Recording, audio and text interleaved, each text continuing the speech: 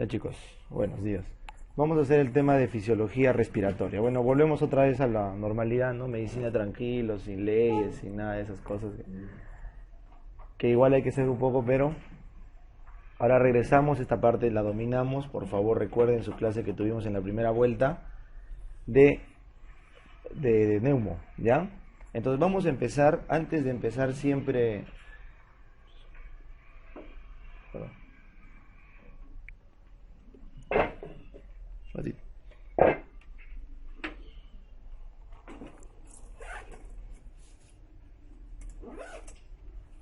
Ya chicos, antes de empezar neumo, lo primero que hay que recordar es la función del aparato respiratorio. Por más que parezca obvia, ha venido en el ENAM. Preguntaron qué es insuficiencia respiratoria, y es justamente cuando falla la fisiología respiratoria. Entonces, ese cuadrito que ven ahí, proporcionar niveles óptimos de oxígeno para la vida celular y eliminar el CO2 resultante, así de obvio como parece, es la definición de función del sistema respiratorio. Y por ende, la insuficiencia respiratoria, ¿cómo califica? Como la incapacidad de aportar oxígeno o de eliminar el CO2 producido normalmente a las demandas de un organismo. O sea, tú puedes tener tu pulmón funcionando en basal, pero te hago correr 10 cuadras y te falta el aire, estás haciendo insuficiencia respiratoria. Porque en esas 10 cuadras que tu cuerpo demanda el ejercicio, le está faltando la funcionalidad de intercambio. Entonces la insuficiencia respiratoria está en función de ¿qué? De la demanda del organismo. Igual que el cardio. La insuficiencia cardíaca está en función de la demanda del organismo. ¿Ya? Tú dirás, un paciente con ICC New York 2, ¿por qué está enfermo? Si solamente va a hacer clínica cuando haga ejercicios extenuantes. No, pues, pero no, lo normal es aguantar esos ejercicios. Entonces, eso define a la insuficiencia.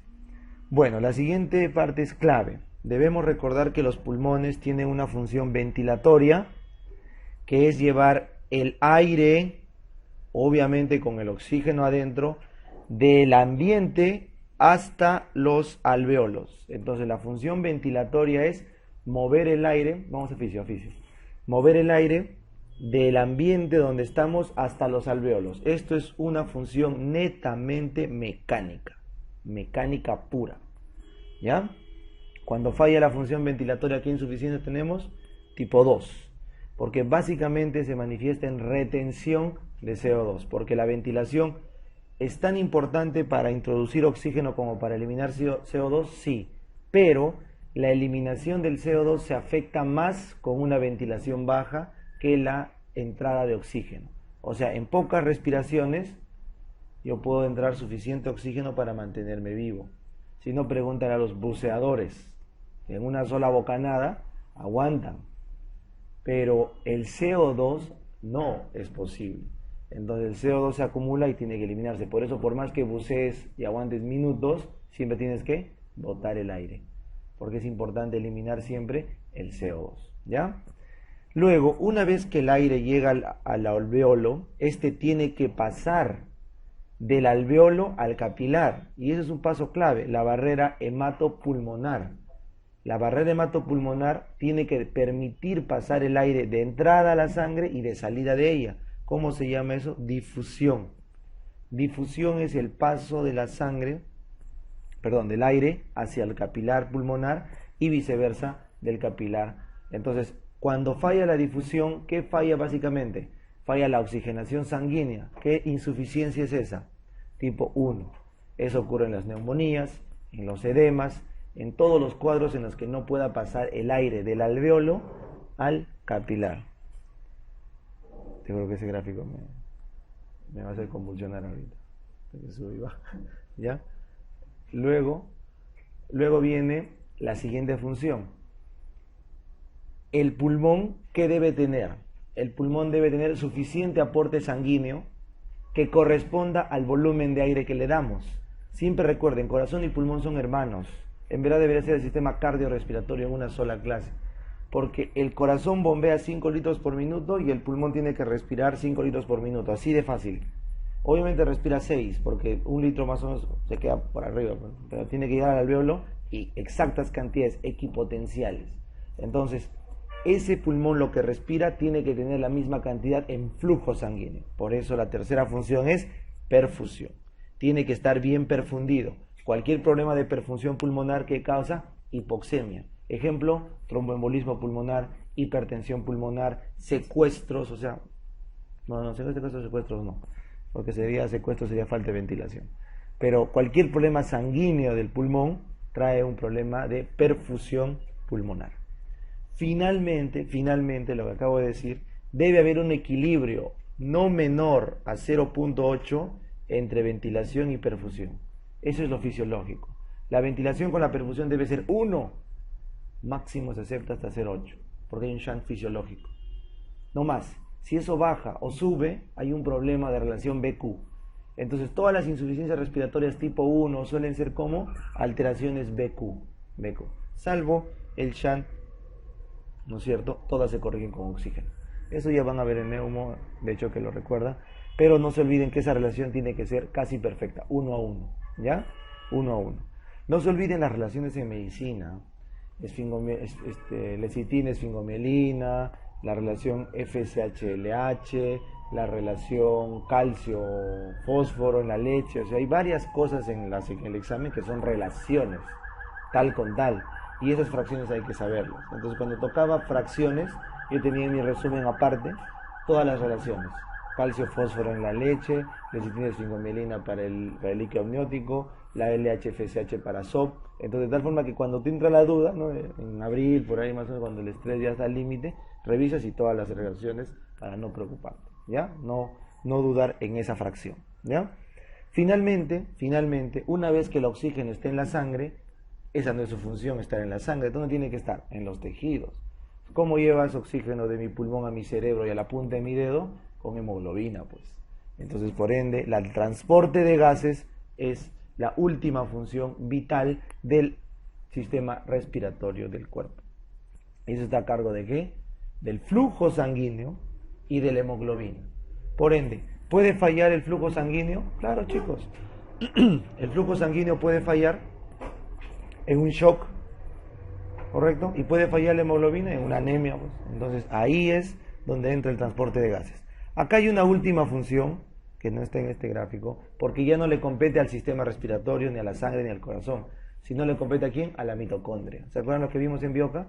La última parte es la respiración celular, o le llaman ística, el tejido, porque es como el oxígeno llega a la cadena mitocondrial. ¿Recuerdan a qué complejo?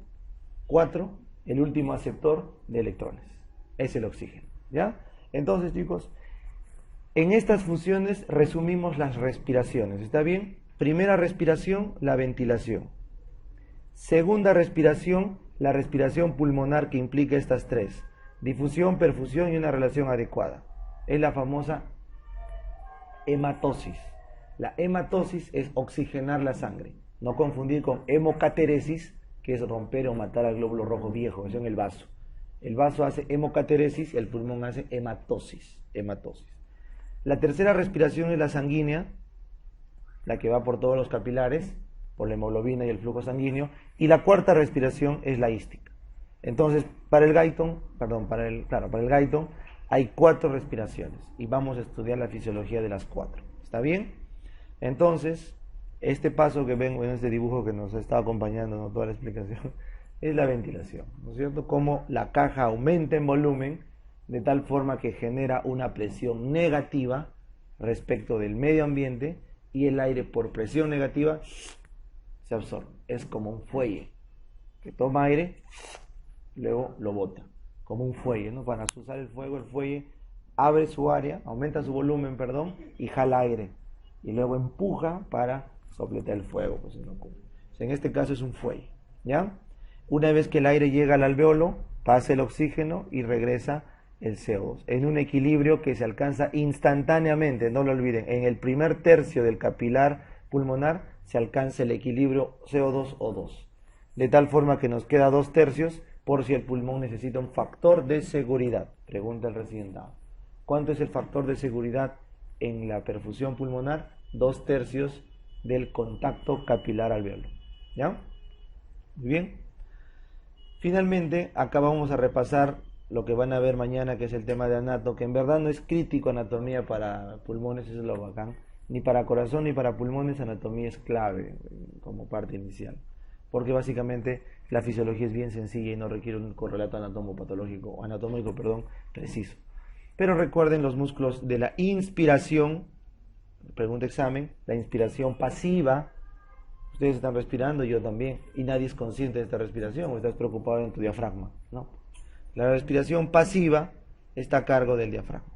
El diafragma se contrae, al contraerse se aplana, miren este diafragma, se aplana, entonces jala el pulmón y el corazón hacia abajo. Pero como arriba las costillas están fijas, correcto, están fijas, entonces el pulmón tiene que amplexar en altura. Entonces el diafragma lo que hace es aumentar el volumen del pulmón, pero en altura. ¿Está bien? Esa es una función. Adicionalmente, cuando requerimos más ventilación, ¿yo estoy respirando? Tranquilo. No ves mi tórax expandirse mucho, a lo mucho se nota levemente. La mayoría es el diafragma que empuja el abdomen. Pero si me ves agitado, cuando llegan corriendo las gradas, se levanta el tórax. Al toque te das cuenta que un paciente está agitado porque usa los músculos accesorios, que empiezan a amplexar no solo arriba abajo, sino adelante atrás. Y empieza a sacar pecho. Entonces, esos músculos, estos son los que aumentan el diámetro antero-posterior, ¿ya? Básicamente, no te olvides, externos inspiran, internos expiran. Intercostales externos inspiran. I y E. Intercostales externos inspiran. Los internos expiran. ¿Ya? Muy bien. Ese es el músculo principal de ampliación de caja. También tiene los auxiliares, pectoral menor, los escalenos, el elevador de la escápula. Hay varios que eso lo van a ver mañana. Pero básicamente en fisio lo que me importa es que hay dos respiraciones, la pasiva y la activa, sobre todo la activa forzada, donde requieres los músculos accesorios. ¿Ya?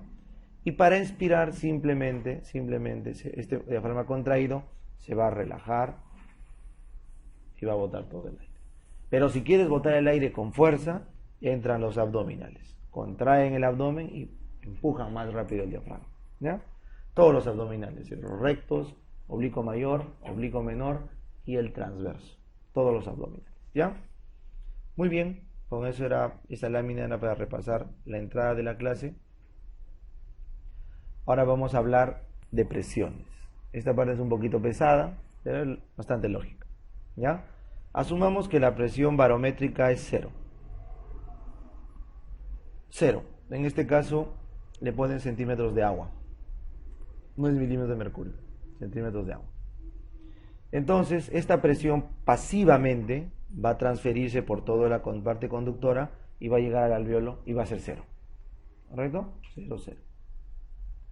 Desde el nacimiento, cuando se formaron las cavidades celómicas, ¿correcto? En el mesénquima, se formó el espacio torácico y el espacio abdominal. ¿Ya? Se forman así las cavidades dentro del embrión cuando está incurvándose y se crean las famosas peritoneos abajo y arriba los espacios pleurales. Y el pulmón lo que hace, ¿se acuerdan? Bueno, eso lo van a ver mañana, como si fuera un puño, va creciendo dentro de la bolsa pleural. Entonces, imagínate que tengo una bolsa llena de agua, digámoslo así, agua, ¿no es cierto? O un globo, como dice el Moore, un globito de carnaval, y tu puño viene a ser el pulmón que va creciendo. Entonces el globo lo va envolviendo. Va creciendo, y al final ese globo mantiene una presión desde que se creó, ¿verdad? Una presión, porque no se ha roto en ningún punto. Entonces al final, cuando salimos al ambiente exterior, la presión del globo es menor a la presión ambiental. ¿Me entiendes? Porque nunca se rompió. Nunca hubo una solución de continuidad. La pleura nunca se rompió. Desde que se formó fue intacta. Es como el humor vítreo, es uno solo. Entonces, cuando nosotros medimos la presión en la pleura, es negativa. Porque siempre se formó así. Tuvo menos presión. Es como que vivas dentro de la cabina del avión, ¿no es cierto? Respecto del ambiente, la presión del avión, ¿cómo es? Es una presión más positiva, ¿no es cierto? Porque en el ambiente, cuando subes, cada vez es menor, entonces tiene que empujar el avión para que no presione el aire. Entonces, la despresurización entre un ambiente y otro depende de la solución de continuidad. Si tú abres la puerta del avión cuando está presurizado es un problemón, ¿no es cierto? Entonces igualito, si tú rompes la pleura a esa presión negativa, va a jalar aire. ¿Cómo se llama eso? Neumotórax. Si un cuchillo entra a la pleura con esa presión negativa, el aire va a entrar hasta nivelar la presión a cero y se llena de aire el paciente. Neumotórax, atención. Entonces el primer concepto fisiológico es recordar que la pleura viene por default con una presión negativa. Negativa. Igual que los tejidos. Si alguna vez te has preguntado por qué una herida cicatriza y aplana hacia adentro, por qué no se hace una exofítica, salvo los queloides, es porque el tejido intersticial tiene presión negativa, o sea, chupa. Entonces, la presión va chupando y las células no crecen hacia el cielo, ¿no? Se mantienen en su sitio, porque tiene una presión negativa que va jalando. Y a esas pequeñas cositas tienen mucho sentido al final si te haces preguntas existenciales, ¿no? Entonces, cuando tú lees las leyes de Starling en el Guyton, dice que los tejidos tienen presiones negativas por el flujo que tiene de sus líquidos y al final eso chupa para que las cicatrices, todo, siempre se mantengan al ras del cuerpo, ¿ya?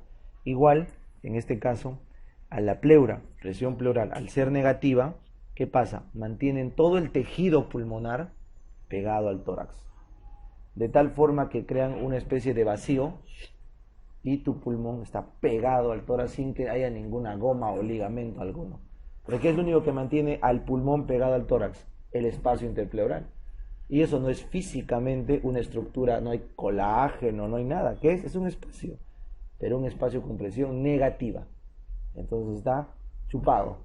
¿Ya, chicos? Así de fácil. Entonces, esta variante que hay entre la presión pleural y la presión atmosférica genera la presión de llenado. Porque hay una gradiente hacia qué? Hacia chupar. Y si la pleura al alveolo lo estira para que se abra y el medio ambiente es neutro, entonces lo único que se opone a eso es la tendencia del alveolo a ¿qué? A colapsarse. Es un equilibrio entre lo que la pleura jala al parénquima pulmonar para distenderlo y lo que el pulmón tiende a colapsarse. ¿Y por qué querría colapsarse? Porque tiene agua, como nos explicaba mi profe en biofísica, ¿no? En la universidad. Tú cuando pegas tu chupón, donde cuelga tu Snoopy, ahí en tu ventana, en tu carro, donde quieres colgar a tu juguetito, tiene ese chuponcito, o donde cuelgas, ¿no? Por ejemplo, que dice Visa, acá Visa, ese chupón, tú frotas. ¿Por qué le pones el vapor,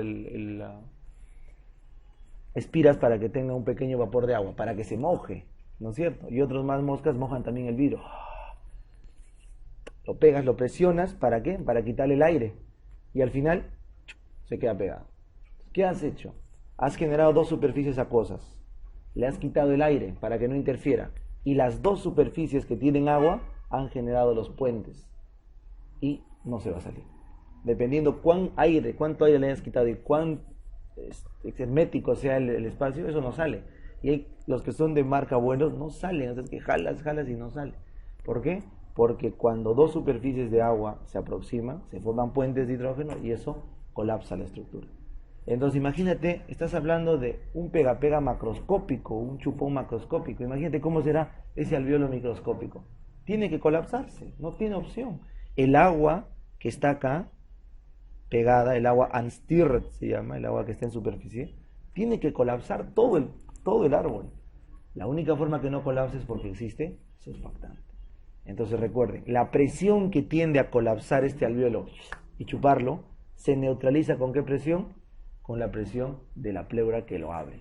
Por eso cuando un paciente hace neumotórax, le entra el aire a la pleura y al desaparecer esta presión, ¿qué pasa con el alveolo? Se colapsa. ¿Y qué pasa con el pulmón? Se hace un muñón colapsado. Se acabó. ¿Está bien, chicos? Muy bien. Entonces, con ese conocimiento de este gráfico, venimos acá y nos damos cuenta que la presión transpleural o intrapleural, del ápice es mucho más negativa que de la base. ¿Ya? Y eso es inevitable por el peso del pulmón, tanto del pulmón como parénquima como de la sangre que carga. Entonces, si tú tuvieras que pesar la presión que recibe este espacio pleural es cero, no recibe ninguna presión, está arriba. En cambio, este espacio de acá, ¿qué tiene? todo el peso del pulmón. Entonces tienes un pulmón de ponte medio kilo, 600 gramos, 800 gramos, lleno de sangre, pesante, que está presionando. Entonces, obligado, esa presión física hace que no sea tan negativo ese espacio. Entonces es importante recordar que la presión intrapleural es mucho más negativa en el ápice que en la base. ¿Está bien? Por eso los neumotórax, cuando son en ápice, son más tormentosos que en base. ¿Correcto? Por eso, donde drenamos usualmente en el segundo espacio intercostal para tratar de ayudarnos de esta gradiente de peso. ¿Está bien?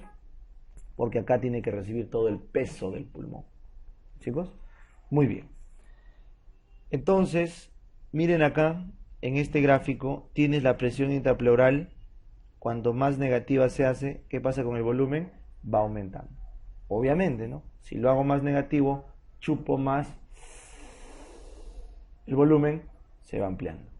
¿Correcto? Entonces, ¿cuál es la gran función de la ventilación? ¿Qué hacía la ventilación en el gráfico de acá? Amplexaba el tórax. Bajaba en vertical, lo hacía más alto, y en anteroposterior lo hacía más ancho. Al aumentar altura y anchura, ¿qué estás aumentando? Volumen. Y como la pleura parietal está pegada con colágeno a la caja torácica, se expande junto con la caja torácica. Y la pleura visceral no está pegada con nada, ¿solo con qué? Con la presión negativa. Entonces, la pleura visceral es jalada por la pleura parietal por presión negativa. Y la pleura visceral está pegada por colágeno al pulmón. Entonces, de esa forma, sin tocarse pared y pulmón, usando la presión negativa, se expande el pulmón junto con la caja. ¿Está bien? Pues eso quiero que recuerden. Entonces, cuanto más negativo hago mi tórax, aumento mucho más el volumen de mi pulmón. Siempre y cuando se mantenga, ¿qué tiene que estar intacto? La presión negativa pleural. Si yo tengo la pleura rota y el aire entra de algún lugar, es imposible ventilar. Por eso un paciente con neumotórax muere de shock, porque simplemente su pulmón deja de ventilar y toda la sangre se estanca. Entonces ya el ventrículo derecho bota y no mueve, porque el pulmón ya no deja fluir, se colapsa toda la estructura, no ventila, no perfunda y se muere. ¿Ya? Es vital esta presión negativa para poder vivir. Así de simple que parezca, así evolucionaron los mamíferos para poder respirar. ¿Ya? Muy bien. Entonces este gráfico del Guyton lo explica todo. Si la presión pleural, correcto, en la inspiración se hace negativa, este es el promedio, ¿ya? Este es el promedio de todo el pulmón. Si tú ves -8, es porque ya han sacado el promedio de todo el pulmón. Se hace negativa. ¿A quién jala? Esta es la pleura parietal. Jala la pleura visceral, y la pleura visceral ¿a quién jala? Al alveolo, lo que acabo de decir, porque está pegado. Entonces baja. Al bajar la presión, al hacerse más negativo, ¿qué pasaba con el volumen? El volumen aumentaba y se hacía más grande el pulmón, ¿correcto? Y de esa forma inspiras. Y lo que haces al inspirar simplemente es regresar a tu basal, y eso quita la presión transpulmonar y eso obliga a perder el aire. Es la lógica simple de la ventilación, ¿ya? No te olvides que la resta entre la presión pleural y la presión alveolar se llama presión transpulmonar o presión de llenado. Transpulmonar, porque la resta entre una y la otra, ¿ya? Muy bien. Seguimos. Y este concepto es importante. Este grafiquito acá, lo que quiere decirles es que no se olviden que la caja torácica es como un resorte, igual que el pulmón. Así como se estira, se regresa. O sea, es elástica. ¿Ya? ¿Por qué tal si lo estiraras y ya no regresa? Ahí se queda, ¿no? Eso pasa en el enfisema. En el enfisema o en los cuadros que está alterado la caja, y ahí te quedas, ¿no? Estás respirando. Ahí nomás, porque ya no puedes regresar hasta tu basal. Respiras y ahí te quedas. Entonces el paciente ya no puede bajar, retiene aire. Es un ejemplo. Muy bien. Entonces en este gráfico pueden ver en el tiempo cómo en la inspiración va el volumen aumentando y cómo van a ir cambiando las presiones. Entonces en este gráfico, ¿ya? La presión intrapleural, levemente ven el gráfico, sí se nota con el cambio de la diapositiva. En la diapo leída no va, pero en la diapo vista casi. Vas a ver cómo se va haciendo más negativo. Eso quiere decir que va aumentando el volumen. Y finalmente Cuando estoy expirando, otra vez regresa a menos negativo. O bueno, claro, menos negativo. Se va acercando a cero. ¿Ya? Es la explicación gráfica de lo que hemos comentado. Muy bien. Entonces, primer concepto, listo. El concepto de presiones. Segundo concepto vital para hablar de ventilación. Segundo concepto vital, la famosa compliance. Entonces, si ya hemos entendido que las presiones son lo que mueven el aire de la forma que lo hacen, ahora vamos a hablar de compliance. Compliance, si quieres saber, tradúcelo en una al castellano, complacencia. Entonces, ¿quién es complaciente? Aquel que le pides y te da. Le pides y te da. Y te va a seguir dando, te lo estás pidiendo, porque complace. Entonces, si bien es cierto, no es la traducción exacta, es la más fácil de acordarse. Yo te cambio presiones y tú me cambias volúmenes. Eso es compliance. La capacidad de una estructura de almacenar o acomodar volumen en función del cambio de las presiones que se le generen. Eso es una compliance. Tú le dices, amorcito, unita más, vamos a salir, ya. Y unita más, ya. Unita más para siempre, ya. Complaciente, ¿no es cierto? Entonces, le cambias la presión, igual te responde con cambio de volumen. En cambio, entonces serán, unita más, no, ya no salimos mucho, no, tengo que estudiar, no, para mi residente, no. Entonces, no complaciente. Entonces, ¿quiénes son no complacientes, por ejemplo? Las arterias. Tú no puedes negociar con una arteria. Por más que le metas presión, la arteria tiene un volumen y punto. Pero ¿con quién negocias? Con la vena. Le metes presión, la vena se agranda, y se sigue agrandando, porque es complaciente. Entonces, igual el pulmón es complaciente. Tú le vas bajando la presión pulmonar y el pulmón te va respondiendo con más volumen. Obviamente tiene un límite, pues. No, el límite casi siempre lo pone la caja torácica. Hay un límite de complacencia, no puedes ampliar más la caja. Entonces, por eso dicen pulmón de serrano. ¿Por qué? Porque la caja en la sierra tiene que crecernos, por más que no hagamos ejercicio, porque necesitamos pulmón para aguantar esa hipoxia. Entonces, cuando tú comparas un paciente de la selva o costa con uno de la sierra a iguales condiciones, tiende a tener más amplitud torácica. ¿Por qué? Porque necesita acomodar más aire por el poco oxígeno que hay. ¿Correcto? Entonces, esta es la curva de la compliance. Entonces, cuando lean compliance ya no tiene que ser un problema. Compliance se define como la capacidad de una estructura de modificar su volumen ante la modificación de las presiones que la someten. Y se dirá que es más complaciente cuanto más varíe y menos complaciente cuanto menos varíe. Así. ¿Ya? Eso hay que recordar. Entonces, recuerden que la complacencia que se hace en el tema del pulmón, porque se habla de compliance en cardio también, creo que ya lo han debido ver en cardio si han hecho oficio de cardio. La complacencia tiene que ver con la caja torácica que se expande, tiene que aguantarte. Por eso enfermedades como la espondilitis anquilosante, problemas de caja torácica, fracturas, escoliosis, te quitan compliance torácica. ¿Correcto? Y por otro lado, el pulmón también tiene que dejarse expandir, porque tiene que estar elástico. Enfermedades como la fibrosis pulmonar, los enfisemas, que no te dejan expandir un pulmón, te quitan compliance pulmonar. Entonces, ¿qué quita la compliance? Todo aquel que le quite elasticidad a la estructura. Y ya tú lo cubras cuanta enfermedad quieras, que le quite elasticidad, ya sea a la caja o ya sea al parénquima pulmonar. ¿Ya, chicos? Eso es. Entonces, esta es la compliance de salida. Es un poco fácil entender la compliance de la caja torácica, ¿no? Porque tiene un límite, ¿no? Los arcos costales se van a abrir lo más que puedan, ya no puedes más mecánicamente. ¿Está bien? El pulmón se va a estirar lo más que pueda su tejido, casi siempre en función de la caja. ¿Quién se puede estirar más, la caja o el pulmón? El pulmón, ¿no? Pues a ver, un cadáver, a ver, sopla el pulmón. O sea, con un globo se va a inflar.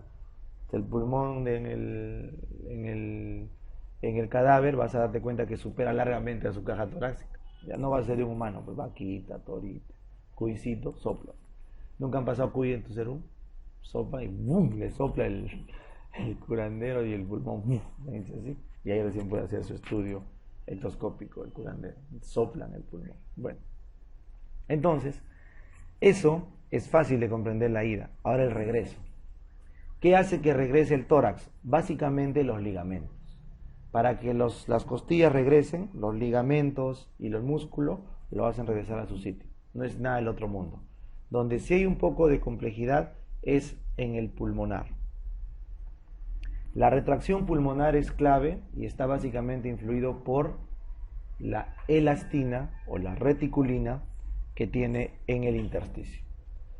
Entonces el intersticio pulmonar tiene bastantes fibras reticulares, que son las que se encargan de retraer el pulmón.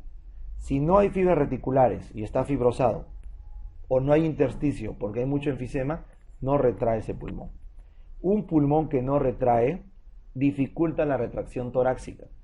Entonces recuerden, gran parte de la retracción del sistema ventilatorio está a cargo ¿de quién? Del pulmón y sus fibras elásticas que retraen, ¿ya? Sin embargo, además de las fibras elásticas que retraen, hay una fuerza más que retrae, que es la fuerza de colapso, lo que te expliqué. La tensión superficial es la capacidad de las moléculas de agua de una superficie de agarrarse una con otra. Es una explicación molecular sencilla. Una molécula de agua puede formar puentes de hidrógeno, puentes de agua, con varias moléculas alrededor en 360 grados. Pero cuando estás en la superficie, solamente puedes formar con las que están abajo. De esa forma, la energía de la tensión es mucho mayor en la superficie que dentro del líquido, porque acá tienes más espacios no cubiertos. Entonces, la tensión superficial permite que las moléculas de la superficie puedan formar una capa tensa, ¿correcto? Porque solo forman puentes de hidrógeno con los que están abajo. Y en la suma final de las miles de millones de trillones de moléculas, se genera una capa lo suficientemente lisa, que en función del área con el cual tú contactes, puedes tener una resistencia asombrosa. No sé si han visto Sally, ¿no? del piloto. ¿Cómo ha podido aterrizar un avión en el agua? El avión pesa toneladas. ¿Y cómo el agua le ha ofrecido resistencia? Por la tensión superficial. Tremendo área de agua con el área del avión hacen en newtons, suficientes newtons como para aguantar ese impacto. Que el aire no lo soporta así, el agua sí, por la tensión superficial. Si hubiera entrado de punta, se metía hasta el fondo y se estrellaba contra el lecho del río. ¿Entienden? Entonces, la tensión superficial no depende tanto de la fuerza, sino de ¿qué? Del área de contacto. Entonces, cuanto más área de contacto tengas con el agua te ofrece mayor resistencia. ¿Está bien? Entonces, en este dibujo, un mosquito se puede parar en el agua y no es Jesús, porque sus patitas, ¿no es cierto?, son tan chiquitas que para la tensión superficial es suficiente área para mantenerse. ¿Correcto? Pero tú puedes poner, como el ejemplo que gustes, cualquier estructura y vas a ver la resistencia del agua ante cualquier estructura que le ofrezca un área suficiente para contrapesarlo. ¿Y a qué va esta explicación? A esto, que así como aquel agua tiende a formar una capa plana, tensa, igual en el alvéolo, las moléculas del agua unstirred, fue pregunta de examen, el agua unstirred es un agua que está en todas las superficies húmedas. Hay agua unstirred en verdad la traducción al castellano, chicos, sería que agua que de superficie, no recambiable, en verdad no sabría decirles cuál es la traducción exacta. Pero es el agua que está en cualquier superficie húmeda. Por ejemplo, hay agua unstirred acá, por eso podría teóricamente generar tensión superficial en esta mesa. Hay agua unstirred en cualquier superficie húmeda. El alvéolo es hiperhúmedo, entonces tiene agua unstirred. Este agua va a tender a formar puentes de hidrógeno. Entonces, como están próximos este con este, entonces van a tender a formar puentes. Y al final, si tú haces un gráfico así, ¿a dónde tienden todos? A colapsar. La estructura circular invita al agua a colapsar la estructura alveolar. Igual pasa en el bronquiolo. Imagínate que este fuera un corte coronal de un bronquiolo. Y lo estamos viendo como un tubo así. Entonces, el agua del bronquiolo también lo tiende a colapsar. Por eso, a partir de cierto diámetro, usualmente el bronquiolo terminal, ya la vía suele ser colapsable. Y por ende, ¿qué requiere? Requiere surfactante. La tráquea no es colapsable, porque la tráquea es grande. Entonces ahí el agua no va a querer hacer puentes de hidrógeno, pues, porque es tan grande la tráquea que microscópicamente una mol de agua no significa nada.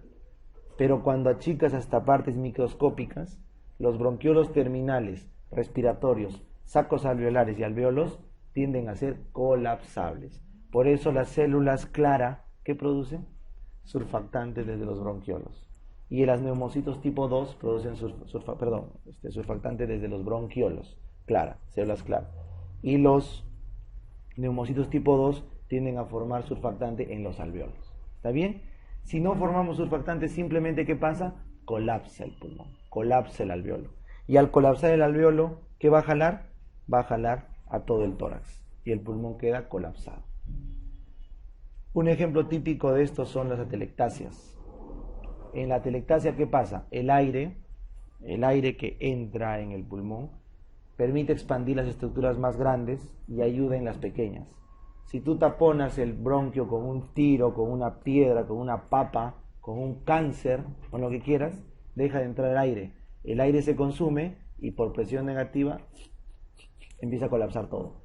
Y colapsa el parénquima, se hace una atelectasia y has visto cómo eso jala a la pleura, ¿sí? Entonces, la atelectasia es la explicación de cuán fuerte puede jalar el tejido parenquimal.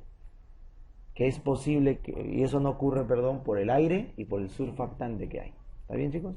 Ese es el concepto de este gráfico. ¿Ya? Seguimos avanzando. Entonces, recuerden, este es otro gráfico para hablar sobre el tema del tamaño alveolar. Cuanto más grande sea el alvéolo, la presión de tensión es menor. Porque les dije, cuanto más grande es una estructura, las moléculas de agua no están tan juntas y por ende no jalan. Cuanto más chico es la estructura, la tensión de superficie es mayor, por lo tanto el colapso es mayor. La presión es mayor en los vasos más pequeños. Esto se explica por la famosa ley de Laplace. ¿Correcto? La ley de Laplace permite entender cómo el radio y la tensión de pared están relacionados. ¿Ya? La presión es 2 veces la tensión sobre el radio. O sea, menor radio, mayor presión. Cuanto más chico es una estructura, más presión maneja. ¿Está bien? Eso es importante, es una ley de la física para las presiones en superficies de volumen o de estructura tridimensional esférica.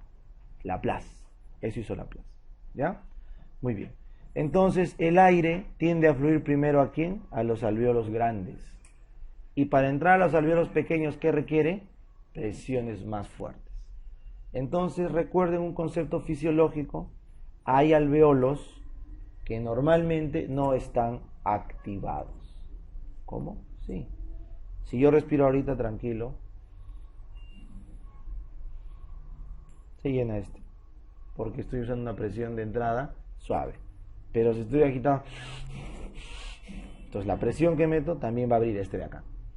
Entonces nosotros usamos alvéolos de reserva, es el famoso espacio muerto fisiológico, pero en verdad vamos a ver por qué realmente no existe ese espacio, en la teoría ese espacio, para cuando necesitamos más alvéolos. Empezamos a abrir los que están colapsados. ¿Ya? Pero te dije, si un alvéolo no entra aire, ¿qué pasaba en la atelectasia? Se colapsaban. Tiene que entrar aire, por lo menos para no colapsar. Entonces aparecen los famosos, ¿cómo se llama esto? Los poros de Kohn. Los poritos lo que hacen es, permiten transferir el aire entre un alvéolo y otro para que el otro no colapse. No colapse. ¿Ya? Muy bien. Ahora, obviamente el aire no es suficiente para que no colapse. O sea, si tú quieres poner una relación de utilidad, el aire le aportará pues un 10-15%. El 80%, 85% de la no colapsación, o no, el no colapsamiento, de un alvéolo, ¿qué es? El surfactante. Entonces, el surfactante pulmonar producido por el neumocito tipo 2 es una estructura anfipática. ¿Recuerdan ayer? Anfipático. Anfipático es que pateo con los dos pies, ¿sí? Pateo con los dos. Soy polar y apolar a la vez. Entonces, mira, un neumocito tipo 2 produce surfactante que básicamente es un fosfolípido. Tiene lípidos, fosfolípidos, como la fosfatidilcolina insaturada, fosfatidilcolina saturada, fosfatidilglicerol y otros lípidos neutros, y un porcentaje menor de glicoproteínas, las famosas proteínas de surfactante SPA, B, C, D, ¿ya? Las proteínas de surfactante, las SPs, ¿aquí están? SPD, SPA, SPB, tienen múltiples funciones, la mayoría aún no bien conocidas, algunas son inclusive hasta del sistema inmune, ¿ya? Pero lo que quiero que recuerden con esto es que lo que hace el surfactante, como es anfipático, tiene una cabeza polar, básicamente por todos los fosfolípidos polares y sus proteínas, que se pega a la interfaz del agua, y una fase lipídica, sus lípidos que ves acá, que se van a la parte de la superficie, de tal forma que rompen la unión entre agua y agua. De lo que cada molécula de agua se juntaba, ¿recuerdan aquel mosco? Cada molécula de agua se juntaba con la otra para hacer el puente, se ponen al medio y no te dejan hacer el puente. Esa es la chamba del surfactante, interrumpir los puentes de hidrógeno. Así de fácil. ¿Por qué? Porque tiene una cabeza polar que les permite unirse, pero que no hace puentes de hidrógeno, y tienen una cola que le permite generar una fluidez en la interfaz. Eso es, chicos, la función de un surfactante. ¿Producido por quién? Por los neumocitos tipo 2. No se olviden que empiezan a madurar a partir de la semana 20 intraútero, pero a partir de la 24 ya producen suficiente surfactante, ¿no es cierto?, como para pensar que en inducirlo, ¿no es cierto?, hasta la semana 34, donde ya supuestamente hay suficiente como para que no colapse. Esto es un proceso de maduración, ¿ya? No se olviden que los neumocitos tipo 2 también ayudan a recuperar el tejido del neumocito tipo 1, ¿ya? El neumocito tipo 2 también prolifera para ayudar a recuperar neumocitos tipo 1, ¿ya?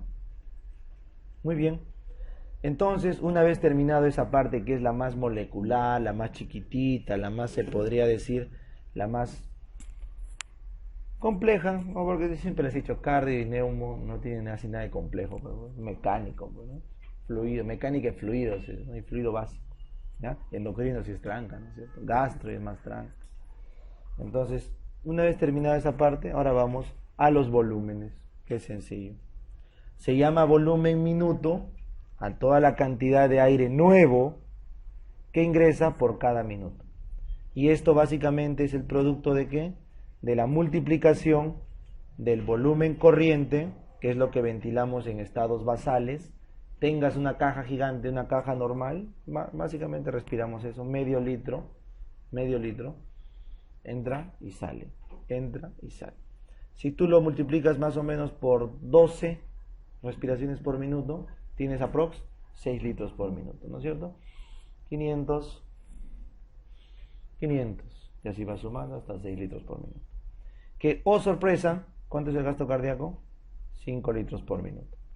Eso quiere decir que hay un pequeño porcentaje de aire que nunca llega a contactarse con la sangre, que es normal porque se queda en el espacio muerto anatómico, que es el espacio donde no hay alvéolo de contacto.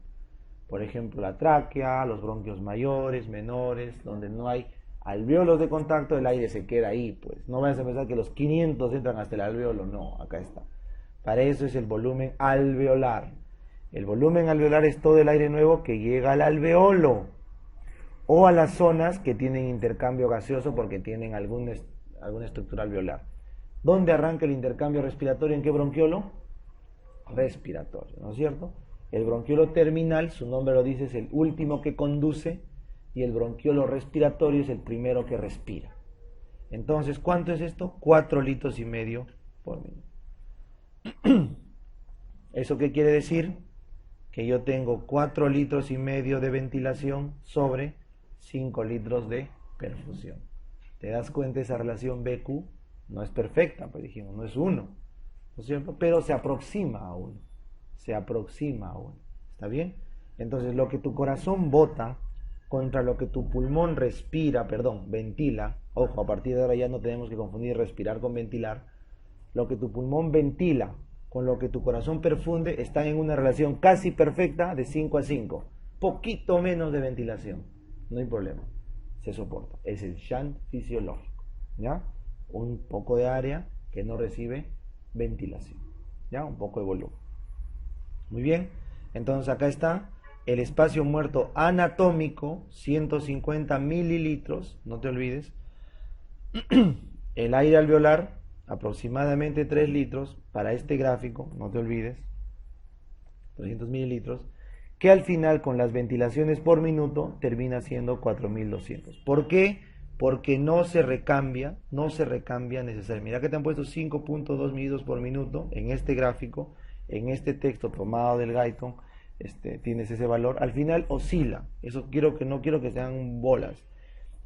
Tienen que oscilar alrededor de 5, porque es lo que ofrece el corazón. ¿Está bien? El gasto cardíaco tiene que oscilar alrededor del gasto alveolar.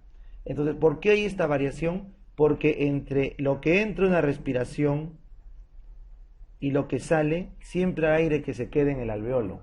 Eso, por favor, quiero que lo comprendan desde ahora.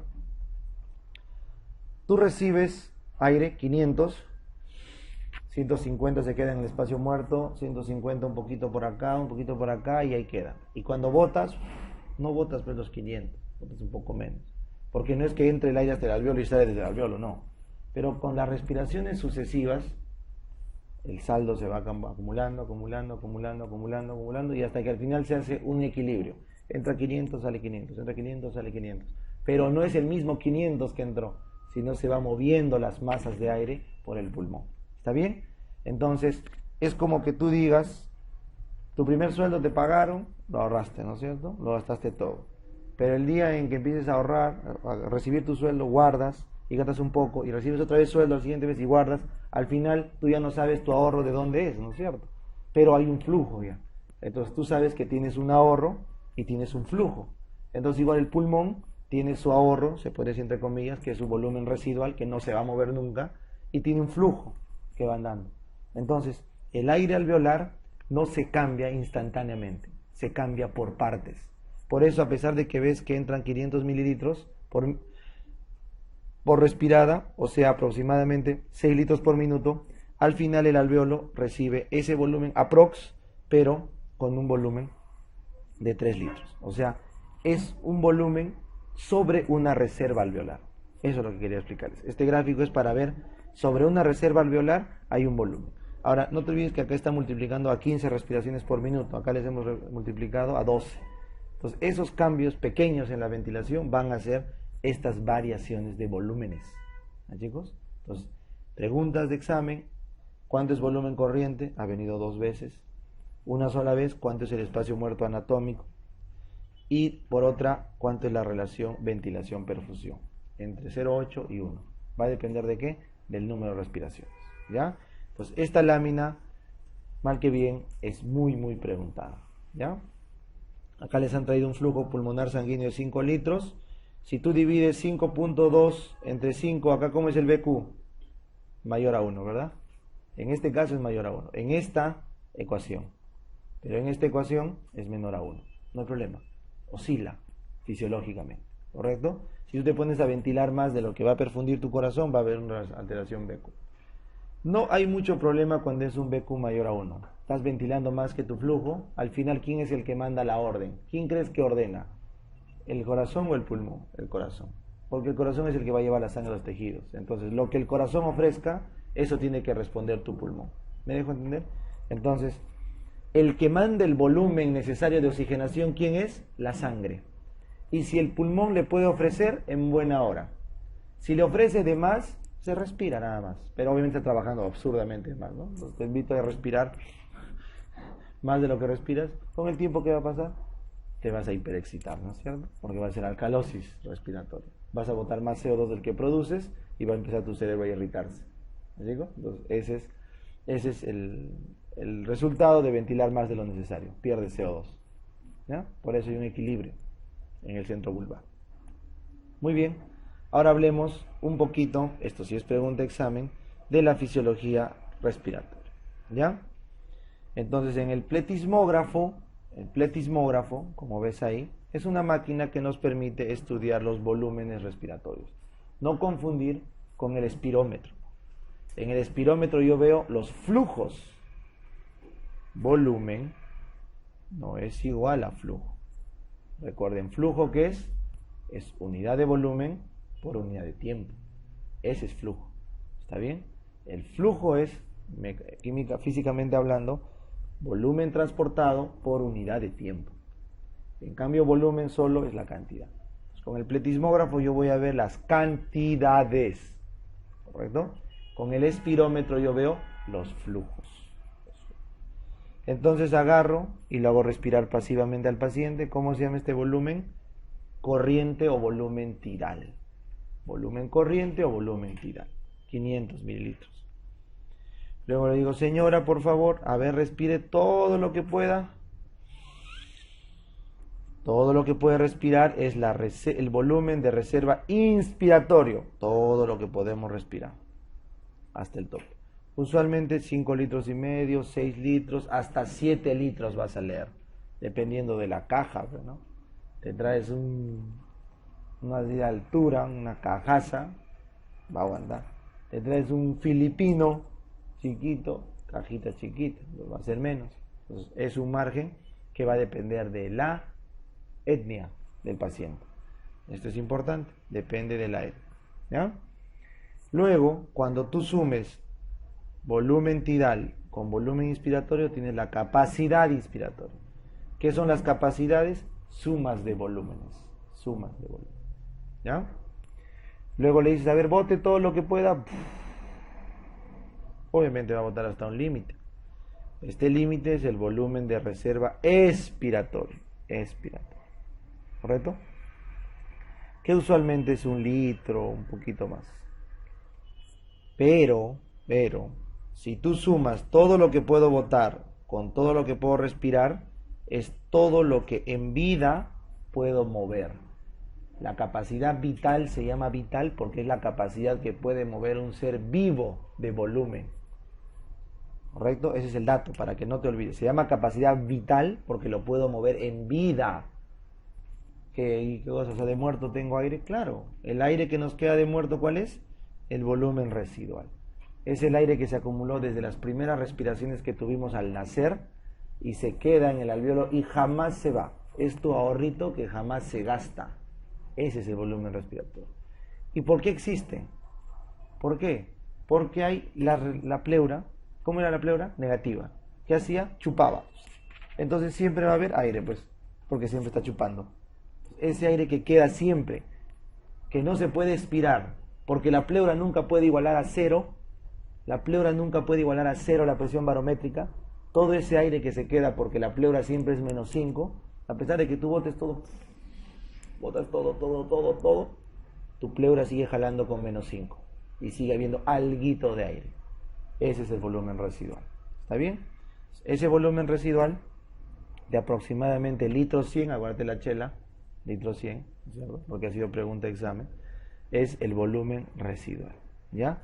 También, ¿para qué me acuerdo cerveza? Para el volumen de vejiga máximo. Litro 100, máximo.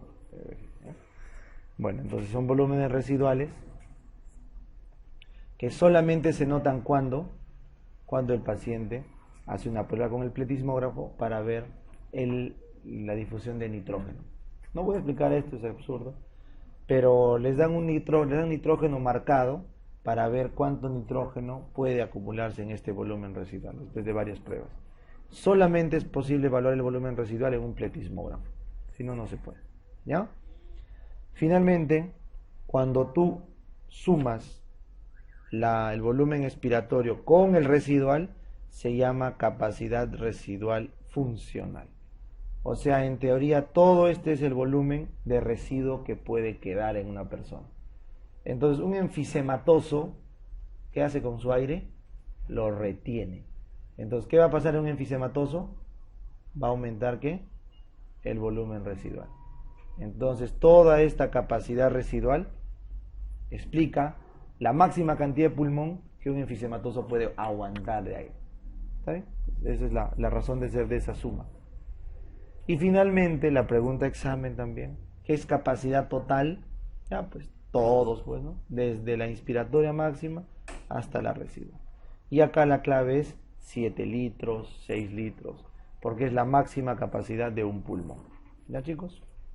No confundir con la inspiratoria, que puede llegar hasta 6 litros, pero partiendo de ¿cuánto? De un basal de 2 litros y medio, 3 litros. O sea, no confundir la total con la inspiratoria. Esta puede llegar a ser a 3, 4 litros, la total es 6, 7 litros. ¿Ya? Ese gráfico, chicos, es una pregunta muy frecuente, por favor les pido que lo tengan presente para su examen. Seguimos avanzando, ahora hablemos del flujómetro. El flujómetro lo que busca es volumen por tiempo, volumen por minuto. Entonces el flujómetro hace este gráfico que es bien expresivo, en el que suma el volumen de un 0 hacia arriba de la curva, hacia la base. Entonces, a medida que tú inspires, ¿cierto? Teoría, si el flujómetro mediría inspiración, avanzaría acá. ¿Pero qué mide el flujómetro? Expiración. Entonces lo haces es soplas. Por eso este volumen que medimos, ¿qué volumen es? Expiratorio. Porque el espirómetro es de lo que expiramos. Sople, señora, sople. Todo el volumen que boto de mi pulmón puede llegar hasta 5 litros en esta curva. ¿Y en cuánto tiempo me demoro? Si yo enfrento volumen contra tiempo, tengo flujo. Y se han dado cuenta los fisiólogos que en un pulmón sano, el flujo expirado en el primer segundo de todos los pulmones sanos representa más del 70% de la capacidad vital forzada, de todo lo que ha podido inspirar como máximo ese paciente. Entonces le dicen, señor, inspire todo lo que pueda, ahora bote con toda su fuerza. Entonces, cuando tú relacionas volumen expiratorio forzado al primer minuto sobre capacidad vital forzada, esta relación debería ser mayor al 70% en promedio en el humano. Pero no te olvides que el humano tiene etapas de vida. Entonces, en mi clase de neumo, en la clase de neumo, el doctor Villar, no recuerdo con quién lo hizo, les hemos puesto un gráfico donde está el BEF-CBF. Esto se llama índice pulmonar o índice de Tifenau, ¿ya? Les hemos puesto un gráfico donde está por edad. No olviden, nosotros jóvenes tenemos que tener más allá de 80% de BEF. No podemos tener menos. ¿Correcto? Entonces, los criterios de BEF son por edades. Se aplica 70% cuando ya es bien mayorcito. ¿Está bien? Bien, chicos. Entonces, ¿qué es un patrón obstructivo? Cuando el BEF del primer segundo, valga la redundancia, BEF1, es menor al 70% de la capacidad vital forzada. ¿Correcto? Eso es una espirometría obstructiva. ¿Típico de quién? Del asma y del EPOC. ¿No es cierto? Es una espirometría obstructiva. Esta pregunta yo me atrevería a decir que es casi fija. Un examen viene, un examen no. Un examen sí, un examen no. Espirómetro es pregunta fija en asma, pregunta fija en EPOC o en básicas en el peor de los casos. ¿Ya? En cambio, este gráfico que ven acá es una curva restrictiva. No confundir. En el gráfico de acá, porque de hecho que les puede llevar a confusión, si el paciente siguiera expirando, estamos en segundo 9, bote más, en algún momento esta curva llegaría abajo. ¿Ya? Eso no quiero confundirlos. En ese gráfico, si el paciente siguiera respirando, algún momento llegaría a 9. Entonces yo quiero arreglar este gráfico, que si bien es cierto así está en la fuente que lo sacamos, prefiero darle esta forma. Ya, ahí se entiende mejor. O sea, igual he llegado a botar mis 5 litros, solo que acá me demoré 4 segundos, acá me demoré 9. Acá en el primer segundo boté casi 4 litros, acá en el primer segundo, ¿cuánto boté? 1. Entonces, si con el gráfico corregido, como les pongo ahí, con la curva hasta abajo, la capacidad vital forzada se mantiene, ¿verdad? Se mantiene. Entonces, estamos en un patrón obstructivo puro, porque solo hay un tema de ¿qué? Del BEF1. Porque si tú lees ese gráfico, con todo el derecho me dices, doctor, ese es mixto. Porque no solamente tengo BEF bajo, tengo capacidad vital baja. He bajado de lo que es 5 litros, he bajado a 3, tienes razón. Será un obstructivo restrictivo. Para no confundir en el gráfico corríjanlo así más fácil. ¿Ya? ¿Por qué? Porque en este patrón, el patrón restrictivo, acá sí, si un pulmón normal para la edad, para la etnia, para el sexo, tiene esta curva, y el mismo paciente o otra persona que comparte esta edad, etnia y sexo, tiene esta curva, entonces cuando yo divida el BEF entre el CBF, ¿tiene pinta de ser más del 70% o no? Claro, tiene pinta, si este es casi 3 litros, acá 3, de hecho que es más del 70, o sea, no es obstructivo, pero, ¿cuánto es su capacidad vital forzada? 3. ¿Y cuánto debería ser para una persona sana? 5. Cuando la capacidad vital forzada es menor al 80% de lo que se espera para la raza, etnia, sexo del paciente y edad, esto es restrictivo. Tu pulmón es chiquito cuando respiras total menos del 80% para tu edad, sexo y etnia. Eres restrictivo. ¿Ya? Entonces, este gráfico es restrictivo porque la relación se mantiene, mayor a 70 la relación, pero el CBF es menor al 80%. ¿De quién? Del sano. ¿Correcto? Y en este gráfico de acá, en el nuevo que les hice, es un obstructivo puro, porque la relación es menor a 70%, pero la capacidad pulmonar total es igual que un sano. Y en el gráfico que tienen ustedes impreso, ¿qué patrón será? Mixto, porque tienes BEF bajo y CBF menos del 80% también. ¿Está bien? Ese sería mixto. ¿Ya, chicos? Muy bien. Esto obviamente lo vamos a volver a ver porque es vital en la clase que toque de asma y fibrosis pulmonar.